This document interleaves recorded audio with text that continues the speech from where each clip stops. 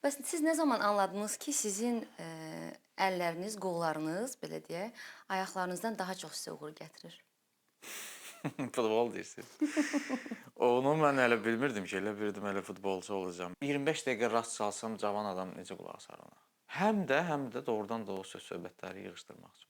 Demək ki, var da o söz-söhbətlər Var, orada var, əlbəttə vaxtında. ki. Yəni bunu bilməlisən. O qədər çoxdur ki, yəni getdikcə gedirsən, belə bir yoxdur. Bəs hara qədər gedirsən o belə olanda? Gedir də hara qədər getdi. Məsələn, Şuşa hamısından üstündür. Amma mən o Şuşaya qədər deyirdim ki, Hindistan suda milyon o boyda. Amma Şuşa desən ki, 80 milyon falan hamısı əsas buradır. Siz heç düşünmüsünüz ki, əllərinizi sığortalatdırasınız? O əllərinə elə qorxuram. Salam, Sözlü Adamın bu dəfəki qonağı tarifatçısı, əməkdar artist, pedaqoq Şəhriyar İmanov. Hamısını dedim. Hamısını dediniz. Xoş gəlmisiniz. Çox sağ olun, xoş gördük. Gözəl qarşılamaya görə, qonaqpərvərliyə görə hər şeyə təşəkkür edirəm. Qonaqpərvərlik var da bizim qanımızdadır da deyirlər. Bəli, bəli. Hansı ki, çox yerlərdə bu şey yoxdur və doğrudan da öynəsi bir məqamdır. Qonaqpərvərlik demişkən, siz xarici ölkələrə gedəndə doğrudan da hiss edirsiniz onların qonaqpərvərliyinin bizimkindən az olduğunu. Açıq-aşkar. Yəni bir şey ki, məsələn fransızdır tutalım ki, indi mən fransızca bilməyə bilərəm də, ingilis dilidir də, yəni hər il. Və o görür turistsən, mən ingiliscə sual verirəm, o başa düşür məni, amma fransızca cavab verir. Belə Onlarda var, qonaqpərvərlik. bəzən olur ki, yəni onlarda var ki, tək fransızlardan getmir söhbət, bir başqa millətlərdə də var ki, onlar öz dillərində danışmağa üstünlük verirlər. Məsələn, Yəni Azərbaycandan fərqli olaraq biz çalışırıq rus dilində danışaq və yaxud da bəli, aksentsiz danışaq. Bu gün biz amma danışacağıq daha çox tardan və təbii mövzumuz odur, amma başqa mövzulara da girəcəyik. Ümid edirəm ki, səmimi sizdən cavablar ala biləcəyik. İstəyərdim soruşam ki, tar sizin üçün nə ifadə edir? Yəni onu bir musiqi aləti kimi deyil də, bir his kimi necə təsvir edərdiniz? Bilirsiniz, tar 8-9 yaşımdan tar çalıram da. Təsəvvür edin ki, həyat tərzidir. Bu o gündə uşaq vaxtı məcburən 6-7 saat məşğul olduğum bir məşğuliyyətdir və sonradan artıq peşəkar, daha belə təkmil. Amma bir halda ki, günün çox bir hissəsini sən tarla keçirirsən. Həm səhnədə, həm məşqdə, həm işdə, həm evdə və bu məcburiyyətdir.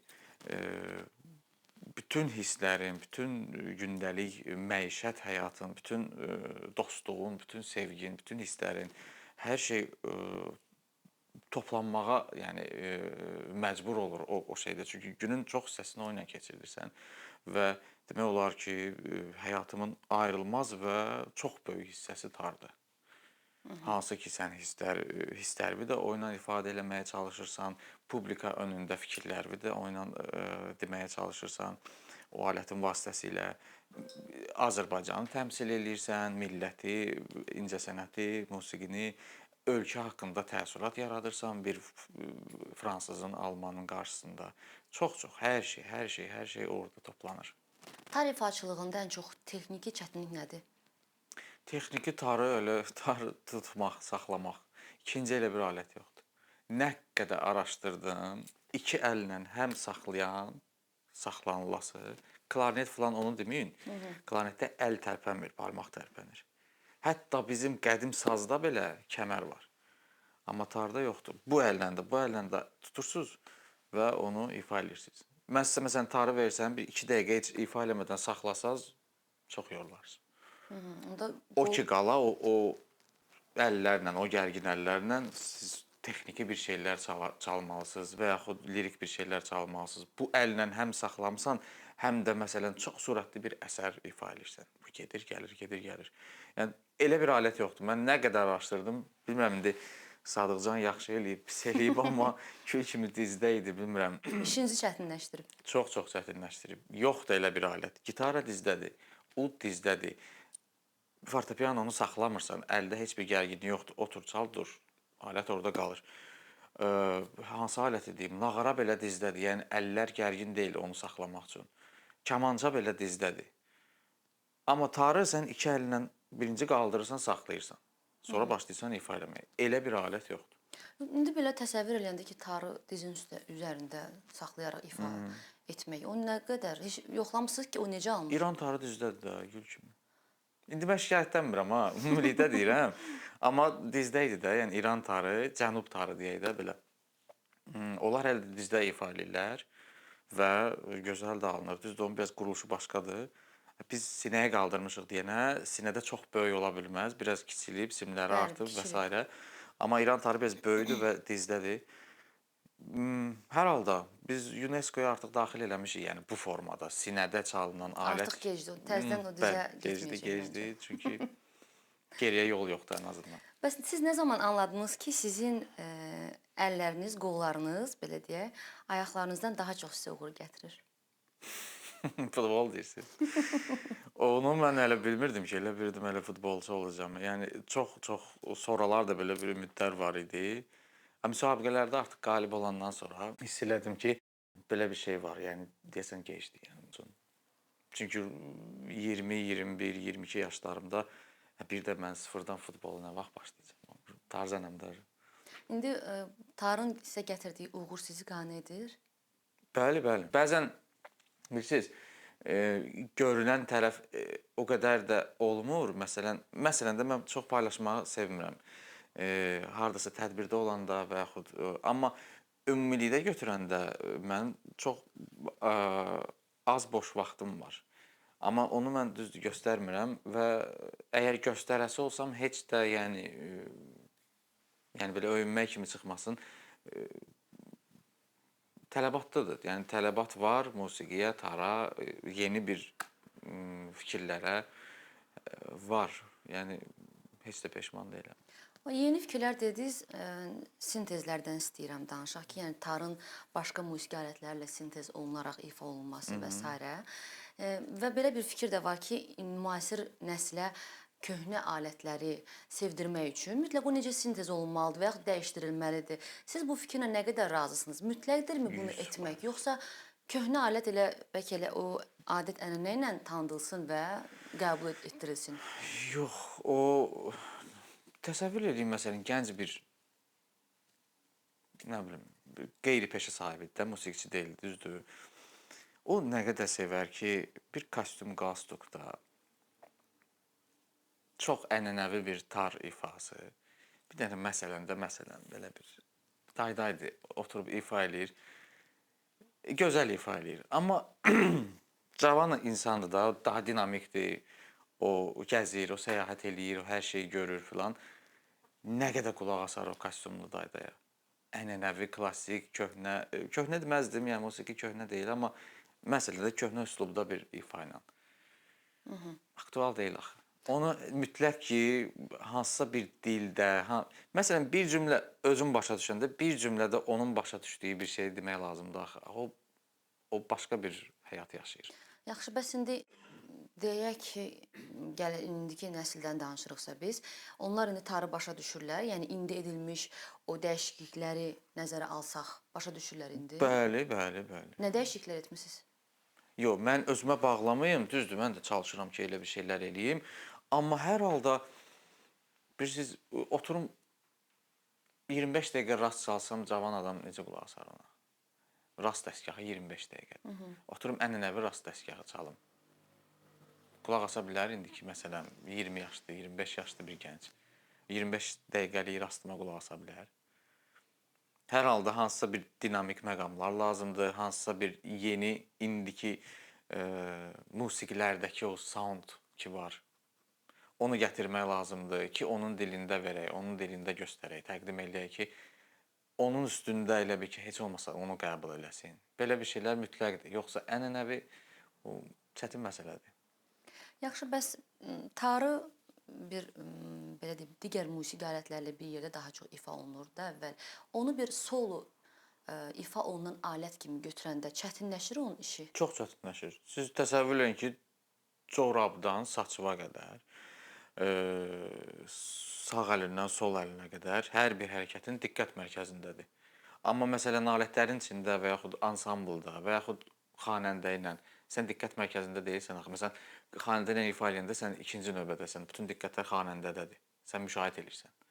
Düzdür? Yəni sən səhv eləsən də olar. Əsas o da o səhv eləməsin. Çünki o solistdir. Sən ona kömək edirsən. Amma bu halda sən hər hərəkətindən, hər jestindən, hər mimikandan, hər geyimindən, hər hərəkətindən diqqət mərkəzindəsən. Və bütün diqqətlər səndədir. Yəni hər hansı bir səhv artıq açıq-aşkar hiss olunur. İndi səhvdən getmir, hətta özünü bəyəndirməkdən gedir. Üstəgəl də burada söz yoxdur. Ən vacib məsələ bizdə söz yoxdur. Bir xanəndə məsələn anacan deyə bilir, bütün analar əriyib gedə bilər. Amma biz alətdə anacan deyə bilmirik. Biz necəsə notlarla onu çatdırmalıyıq ki, mahnı anada haqqındadır ya, yəni qulaq asın. Və yaxud bu Novruz bayramı haqqındadır.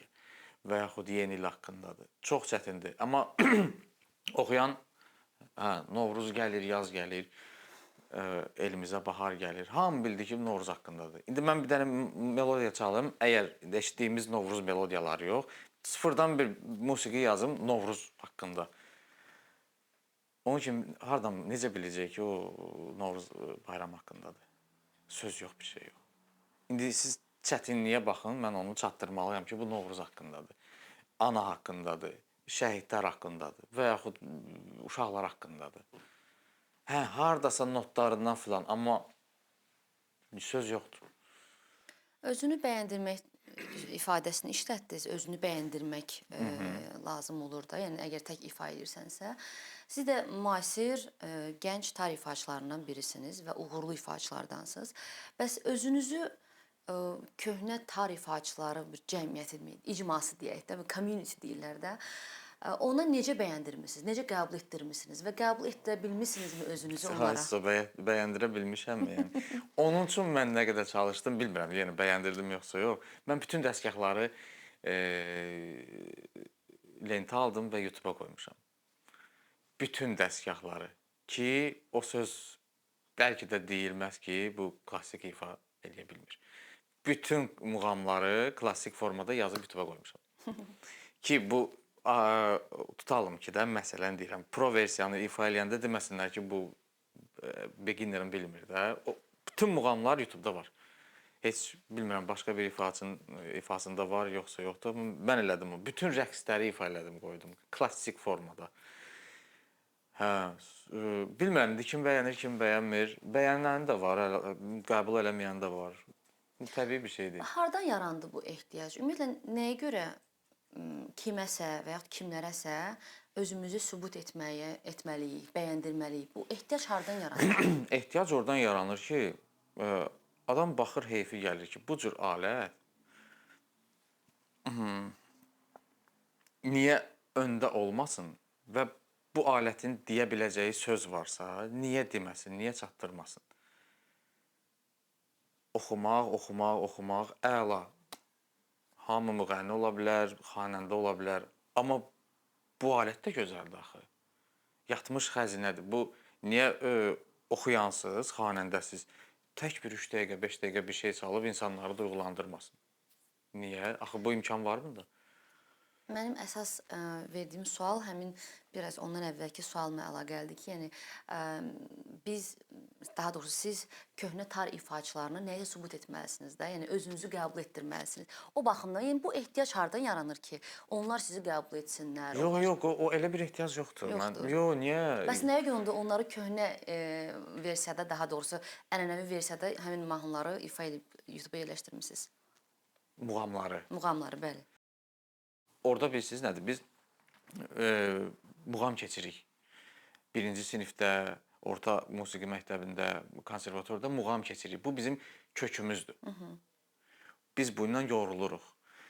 Bunu hər tarzən bilməlidir.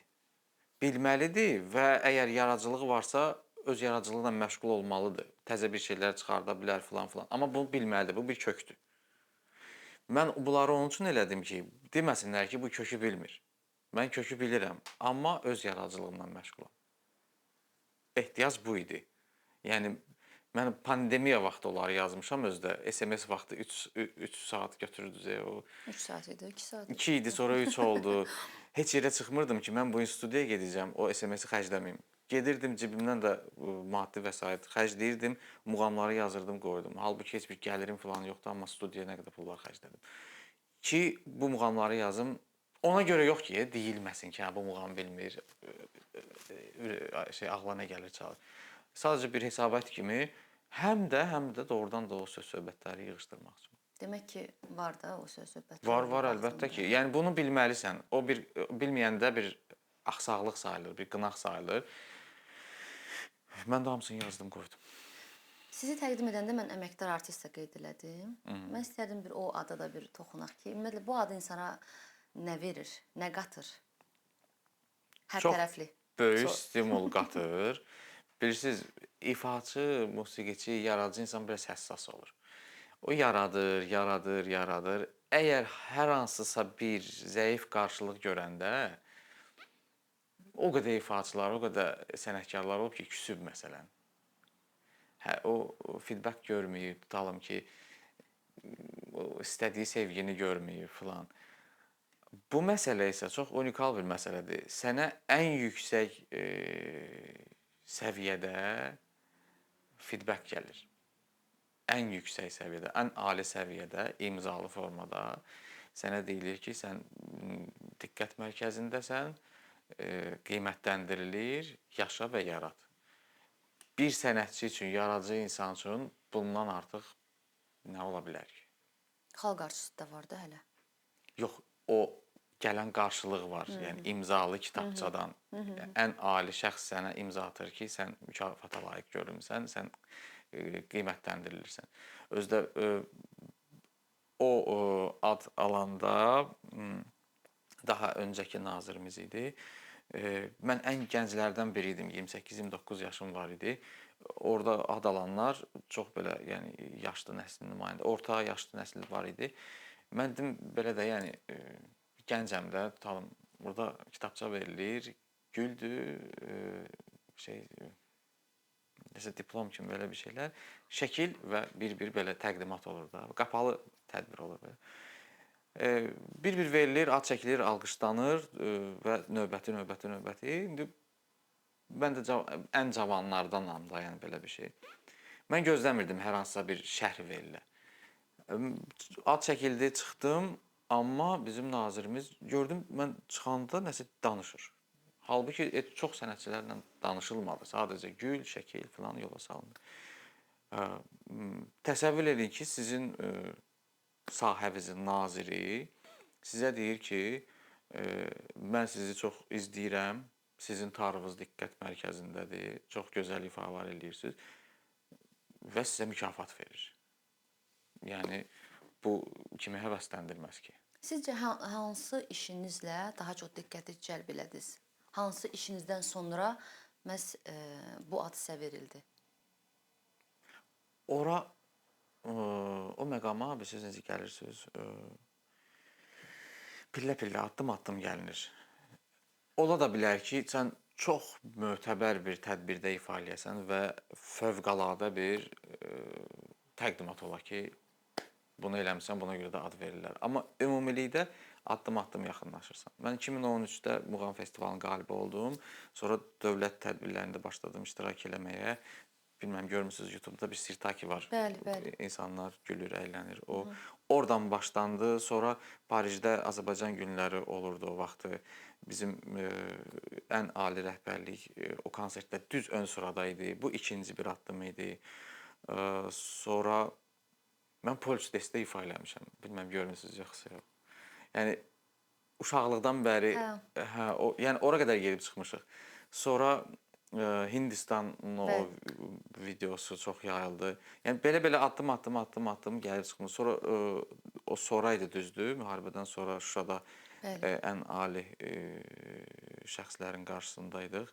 Yəni, belə addım-addım gəlinir.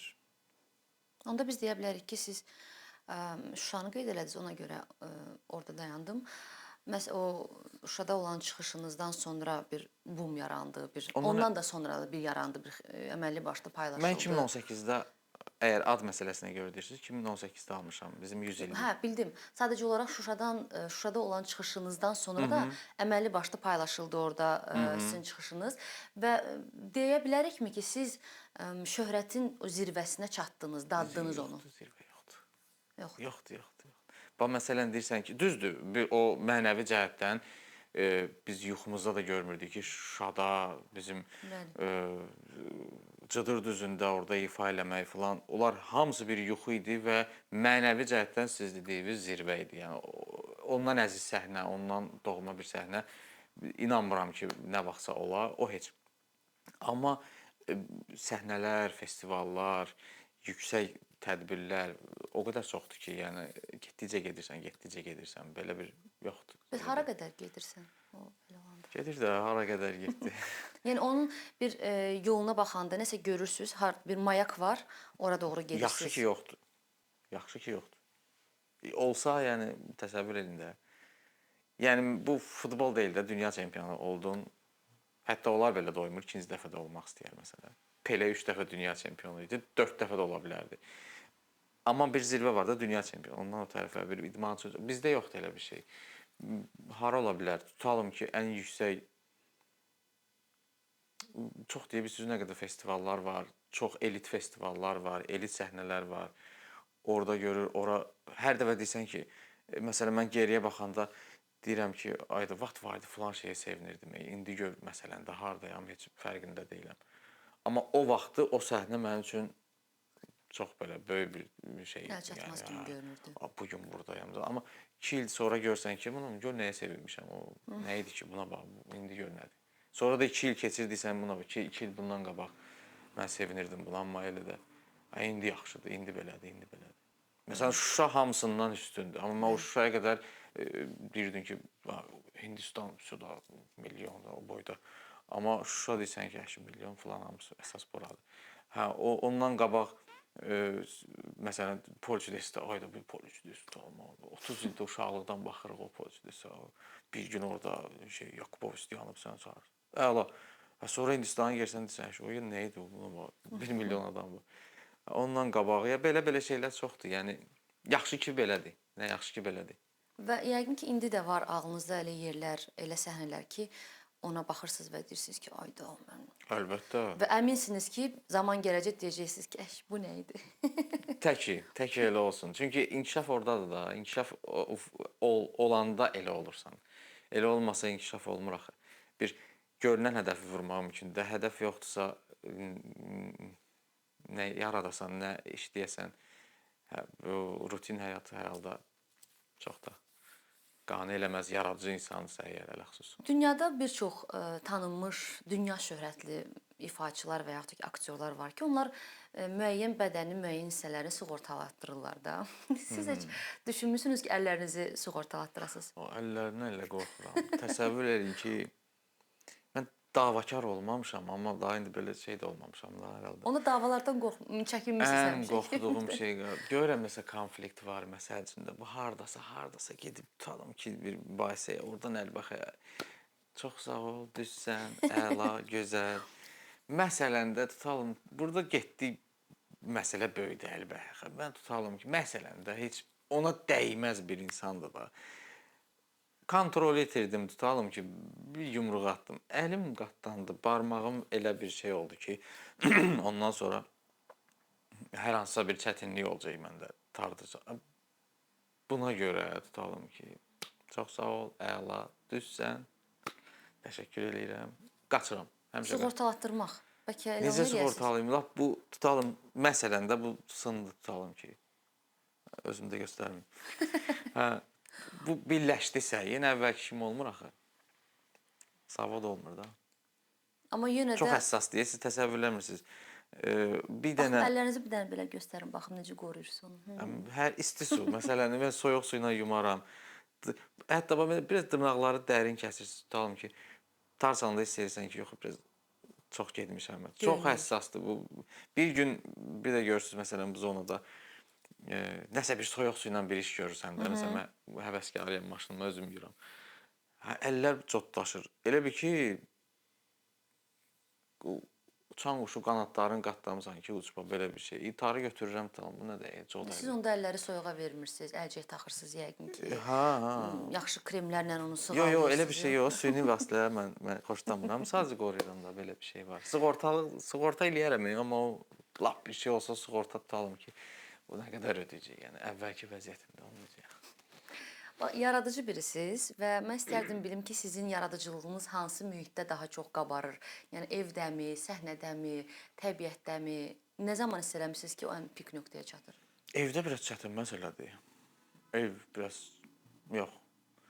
Çünki fikir o qədər dağılır ki, təbiət gözəl variantdır. Bir variant deyil, məsələn, insan qatqısı da ola bilər ora, hansısa bir insandan etkilənə bilərsən. Hər hansısa bir hadisədən, adi bir küçədə elə bir vəziyyət, elə bir hadisə görə bilərsən ki, o səni çox-çox duyğulandıra bilər. Özü bir əsərdir. Adi bir mənzərədən çox belə təsirlənə bilərsən. Məsələn, o olub məndə məkanın o enerjisi, mistikası var. O elə bir şeylər olur. Ortam ola bilər, səyahət ola bilər, hansısa bir ölkə səni hansısa bir fikirləri gətirə bilər. Onu musiqi vasitəsilə çıxartmağa çalışarsan və bir musiqi yarana bilər, bir əsər yarana bilər. Variantlar çoxdur. Nəyə görə soruşdum? Bax, indi yaradıcı insanlarla da mənim əlaqələrim var. Məsəl üçün, mənim bir kitabım var, onunla bağlı rəssamımla daim kontaktdayam. Bir də görürsən, mənə yazır ki, Aysel, birdən gecə saat 4-də, 5-də ağlıma bir ideya gəldi. Mən bunu belə görmək istəyirəm, bu illüstrasiyanı. Sizdə də elə proses elə baş verir? 3-də, 4-də, 5-də olur. Nə baş verir? Yuxudan oyanırsınız. O proses necə olur? O elə bir şeydir ki, bilirsiniz, birincisi o hala gəlmək lazımdır. Sənin beynin, sənin ruhun, sənin fikirlərin, ürəyin o gəlişə hazır olmalıdır. Sən başqa bir problemlərlə, başqa bir qayğılarla boğula-boğula o gələ bilməz. Düzdür, bəzən elə sıxıntılar var ki, onun dərdi, səri gətirir sənə yaxşı fikirlər. Məsələn, Norveç xalqı depressiyada olmağa çox müsbət hal kimi baxır. Çünki yaradıcı mühit yaranır. Orada hər şey yaxşıdır axı. Hər şey yaxşı olanda nə yarana bilər ki? Məsələn, bizim xalqın musiqisini görürsünüz, dərin. Çünki bizdə itkilər çox olub, müharibələr çox olub. Burada şəhid analarının göz yaşları var. Qardaşın müharibəyə gedib gəlməməyi var. O özü bir əsər yaradır, musiqi yaradır, poema yaradır. Yəni, amma hər şey düz gedəndə də o olmur. Amma hər şey səhv gedəndə də olmur. Çünki sən ən azından fiziki vaxtın qalmır nə isə eləməyə. Çünki o problemlərlə boğulub gedirsən. Nə bəstələyəcəksən bu basa-basta. Amma o İlham Pərisi deyək də, tutalım ki, çox belə populyar olan bir şey olsun. Onun gəlişinə də hazır olmaq lazımdır. Sən bu dəqiqə buna hazırsanmı? Bu dəqiqə onu qəbul eləyib, yeni bir şey istehsal eləməyə hazırsanmı? Belə bir şeylər də var. Bəs siz öz bəstələdiyiniz mahnını ifa edəndə özünüzü daha çox yaradıcı biri kimi hiss edirsiniz, yoxsa həmin musiqini ötürən bir vasitə kimi? O da var, o da var. Mən belə deyim də, tara, ifaçılıq, məsələn, siz deyirsiniz ifaçılıq. Sırf tar ifaçısı kimi hesab eləmirəm də özümü. Sırf tar ifaçısı tutalım, hazır əsərdir, muğamdır, nələrdirsə, onu bəstəkarın vasitəsilə alətdə ifa edir, tamaşaçıya göstərir. Düzdür? Bu, deməli, vasitəsidir. Tar vasitəsilə bunu insanlara çatdırır. Bu olur tarzən. Amma mən o musiqini də istehsal eləyən özüməm. Yəni, belə böyük çıxmasını öz musiqilərimi ifa eləyirəm də. Daha çox insanlar ona görə 3-dən, 5-dən nəsə varsa dinləyirsə, daha çox o özəlliyimə görə dinləyir. Və belə daha rahatam. Və sırf tar ifaçısı kimi yox da, yəni bir musiqiçi kimi yanaşıram məsələyə. Baxın, musiqiçi kimi yanaşırsınız, çox gözəl və mən nələri müşahidə edirəm son vaxtlarda. Məncə əvvəllər də belə olub, amma indi daha sosial şəbəkələr var deyə təbii ki, daha qabarıqdır. Musiqiçilərin, xüsusilə də ənənəvi musiqi alətlərində ifa edənlərin restoranlarda ifa eləməsi çox geniş hal alıb. Sizcə, böyük səhnələrdən sonra restoranlarda ifa etmək, həmin o musiqi alətinin ruhuna, onun daşıdığı o mənəvi yükə ziyan vermirmi? Yox. Yox, ziyan vermir. Birincisi, gözəldir də, insanlar gəlir, oturur, tara qulaq asır. ev yox, yemək yeyə olsun. Səhər yeməyi yeyə olsa da olsun da tar səsi eşidir. Hər halda bu alətə ziyan deyil. Orada tutalım gitara olsa, yaxşı tutalım tar deyil. Klarnetdir tutalım ki. Və yaxud skripkadır, düzdür. Səhər yeməyində skripkaya qulaq asmaq, skripkanın statusunu salmır aşağı. Yenə də bütün dünyanın böyük səhnələrində skripka səslənir və səslənəcək də. Düzdür? Sadəcə onun necə təqdim eləyirsən, nə ifa eləyirsən asılıdır. Yaxşı musiqilər ifa olunsa daha yaxşı olar. Mən bildim siz nə edirsiniz. Tutalım türk mahnıları falan, minusovka ilə falan o. Amma indi onu da qınamayaq da. Məsələn tələbədir. Düzdür? Maddi sıxıntılar ola bilər. Səhnə yoxdur axı. Səhnə bizdə təzə bir mövzu açmaq istəməzdim, amma Açıq da, açıq. Səhnə yoxdur axı. Bir yazıq harda çalsın. Göstərin o səhnəni ki, çalsın. Yoxdur axı. Bizdə konsert biznesi yoxdur axı. Konsert infrastrukturu yoxdur axı. O restoranda çalmasın, tutalım bir il azlaşsın, konsert versin. Gəlin konsertin səhnə arxasına, xərclərinə, mənəvi gücünə, maddi gücünü hesablayaq. Olmur axı. Toy, toy ağla. Toyda musiqi deyil axı, toyda sənət deyil axı. Toyda yemək yeyilir və oynanılır. Orada sən nə göstərirsən ki? Sadəcə ritim getməlidir ki, qadınlarımız oynasın, dayanmasın. 6 saatda belə davam eləməlidir. O sənət deyil axı. Orada nəsə göstərib, orada o bir stoldan deyəcəklər ki, nə qəşəng. Elə bir şey yoxdur. O ya yemək yeyir, ya qohumudur. Onunla söhbət eləmək istəyir, neçə vaxtı görmür. Ya da səsdən bezib çıxıb foyedə söhbət eləyəcək. Yəni orada sənət çətin məsələdir. Necə olmalıdır bəs normalda? Səhnə olmalıdır da. Səhnə, konsertlər. Yəni bir adam nə qədər konsert verib oradan pul qazana bilər ki? Bilirsiniz, toya getməsə çox konsert verər. Bizdə toy məsələsi çox şey korlayır. Tutalım, mən dünən toyda görmüşəm bu ifaçını. 15 gündən sonra bu konsert verir. Məndə o həyəcan qalır ki, onun konsertini. Dünən gördüm də toyda. Amma toyda olmasa, ildə bir 3 dəfə konsert versə, mən həyəcanla gözləyərəm. Bilet də alaram. Gelib konsertinə qulaq asaram və o da bilər ki, mən toya getmirəm, gündə 300 manat, 500 manata qazancım yoxdur. Amma ildə 3 dəfə konsert verəcəm. 10 min, 30 min, 40 min pulumu götürəcəm, mənim illik tələbatımı ödəyir. Nəinki gündəlik 500 manata, 1000 manata toya getmərəm, yarım saatlıq falan. Düzdür? Və salam. O tamaşaçıda da həyəcan qoymur ki, mən bunun konsertini dünən gördüm də, dayım oğlunun toyunda gəldi yarım saatlıq oxudu. İndi belə də yəni. Əl çatandır. Bu da var.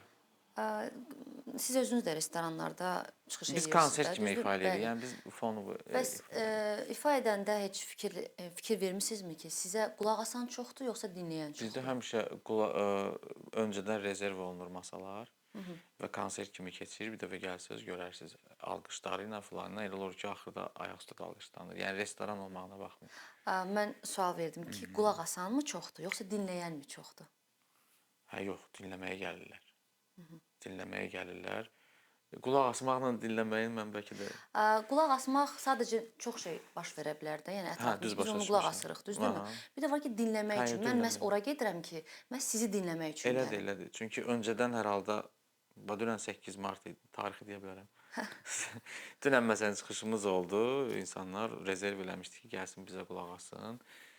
Qulaq as, görürsən də axı gözündən görsən ki, bu dalım yeməkdir, içməkdir, ona ötəri əsas dinləməyə gəlib.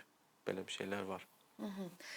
Biraz qorxulardan danışaq və necə düşünürsünüz, bir sənət adamının musiqiçidən gedir söhbət. Ən böyük qorxusu nə ola bilər? Qorxusu deyil, məsələn, bayaq dediyimiz əl, səsini itirmək və s. oxuyandısa, qorxusu səhnədən kənar qalmaq, belə deyim də. Ümumi.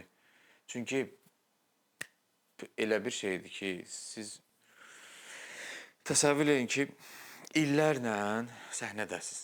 Siz alqışlanırsınız. Sizi sevirlər. Sizi küçədə tanıyırlar. Siz harasa gedirsiniz, sizə hörmətlə yanaşırlar. Orada oturma, burada otur. sizə həmişə yaxşı pul verirlər. Sizin həmişə yaxşı pulunuz olur. Və bir gün tutalım ki də yaşlanırsan məsələn. Və yaxud hansısa bir başqa səbəbə görə səhnədən kənar qalırsan və bunların heç biri yoxdur. Axı siz bu həyata öyrəşmisiniz. Bunun üzərində qurulub da həyat. Bu komfortun üzərində. O ən ağır məsələdir. Məsələn, yaşlı ifaçılarımız var tutalım bizim. Görürsən ki, tutalım qocalıb da, yaşlıdır. Amma görürsən ki, mütləq bir şəkildə səhnədən yapışıb ki, o hiss eləsin də, o buraxmaq istəmir də onu. Özünü bir lazımlı, vacib hiss eləmək istəyir, ifa eləmək istəyir. Başa düşüləndir təbii ki. Amma təcrübədən görürsən ki, onu itirmək istəmir də. Az da olsa onu yaşamaq istəyir qoca vaxtında da, yaşlı vaxtında da. O, bilmirəm, mən var elə ora qədər təsəvvür eləyirəm də yəqin. O dövrü indidən təsəvvür edirsiniz. Gördüklərimdən hər halda görürəm də, yəni çətin bir şeydir. Bu komfortun sonunda özü lazımsız deməzdim, biraz da belə diqqətdən kənar hiss eləmək çox ağırlıdır. Bəs indi yaşlı adamları, yaşlı ifaçılar dediniz, yenə istəyirəm orada bir ağlıma sual gəldi. Çox üzr istəyirəm. Bax, pandemiya vaxtı hamımız oturduq da evdə. Amma az-çox hamı işlədi. Hamıya tələbat oldu. Bərbər də işlədi, dükan da işlədi indi hər halda. Amma bizim sahə ən gec açıldı. Konsert, toy, tədbir filan ən axırda açıldı. Toy ən axırda açıldı məsələn, düzdür? Əvvəl 150-100 nəfərlə açdılar, sonra tam. O da ən axırda. Bütün hər şey açılmışdı. İnanın ki, bu həmin təxmini mini vəziyyət idi də, lazımsız olduğu hiss edirsən. O dövrdə məncə çox adam özünü lazımsız hiss edirdi. Biz amma daha gec açıldı da, biz özümüzü daha lazımsız məsələn hiss elədik. Təxmini onun qoxusu gəlmişdi məsələn. Bəs indi yaşlı adamlar, yaşlı ifaçılardan danışdıq. Heç onlar əngəl yaradırmı gənc nəslə? Yəni hansı bir maneələr yaradırmı ki, onlar qabağa getməsinlər? Belə bir şeylərlə rastlaşmısınız? Olanda olur. Necə maneə yaradırlar? Bizim Çavuş müəllimin çox gözəl bir sözü var idi. O vaxt mən belə təzə-təzə başlamışdım belə istiqamətdə ifa eləməyə. O həmişə deyirdi ki, ehtiyatlı olaq. Nəyə görə? Məsələn, bu adam 50 ildir, tutalım öz sənətimdən götürək, tar çalır. Bu adamın təsəvvür edin ki, hamı xalq artistüddə, qohumu, əqrəbası, qonşusu falan, hamı bunu tarzan kimi, o sənətkar da, düzdür. Və hamı onun dediyinə inanır, tar sahəsində də, düzdür. Qonşuluğunda xalq artisti varsa, əgər o xalq artisti deyir ki, filan kəs yaxşı ifaçı döyür, bu, məsələn, televizorda baxır da həmin ifaçı. Dünən, məsələn, filan kəs dedi ki, bu zəif ifaçıdır. Filan kəs deyəndə qonşusu, xalq artisti, düzdür. Bunun yanında 5 nəfər eşitdi bunu. O 5 nəfər getdi, 25 nəfər danışdı ki, yox, bu şey deyə, o gün deyə, o filan kəsdir, onun qonşusu filan kəsdir, axı xalq artisti tarzən. Dedi, yox, bir köpüklü tarçılandır məsələn. Doğrudan, hövsüdə deyib də. Deməli, o bilir də, deyir, xalq artisti axı. O 25-də getdi 100 nəfərə, 150 nəfərə danışdı. Belə, ümumilikdə nə qədər saydır bu? Bir də görərsən ki, sən sevilmirsən. Niyə? Çünki bir nəfər 5 nəfərə, 5 20-yə, 20 100-ə belə sevilmirsən.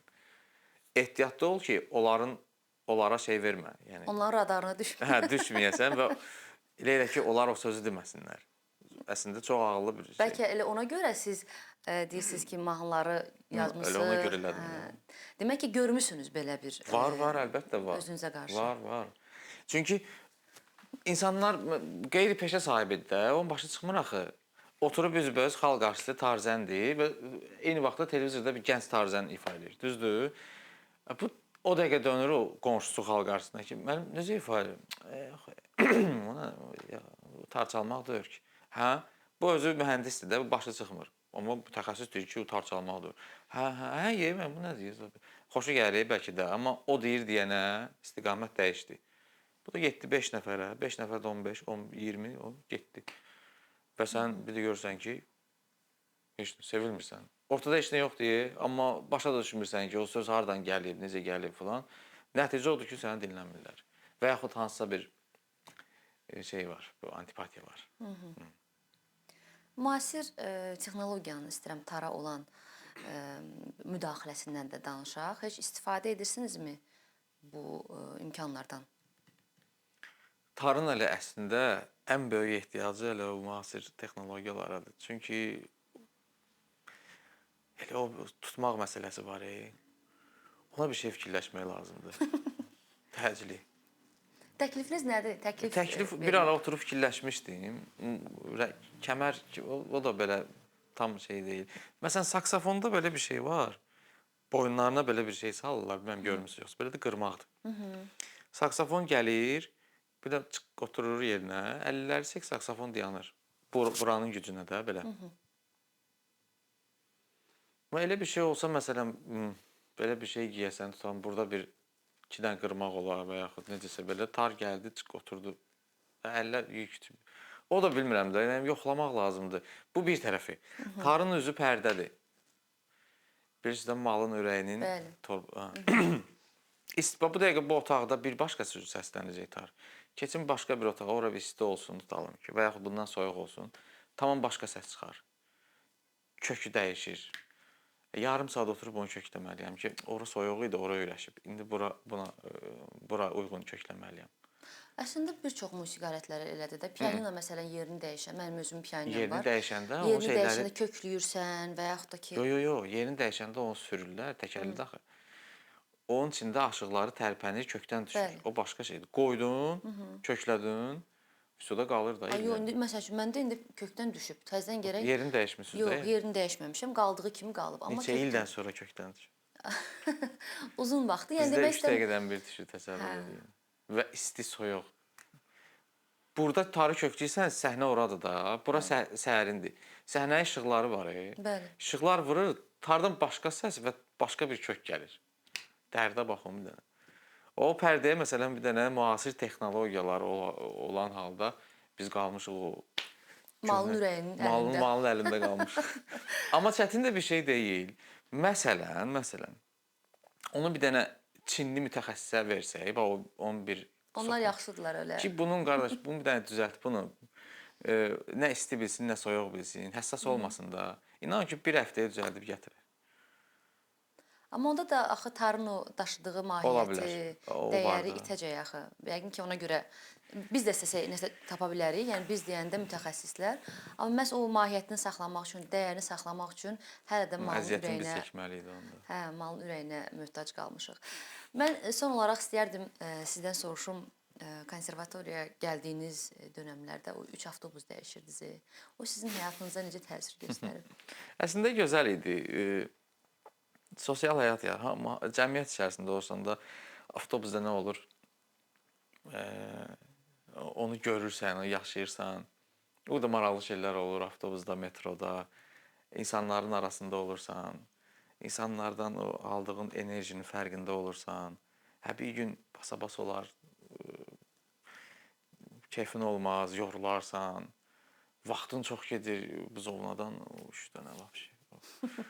Neçə nömrəli avtobuslar? 171, sonra Əzizbəyovdan Baksovet, Baksovetdən ya elmlərdən də, əgər tələsiriksə bir dənə də avtobus. Bir də yağışı qarı var axı, bu tar daşıyırsan, bir də gör su olurdu tar.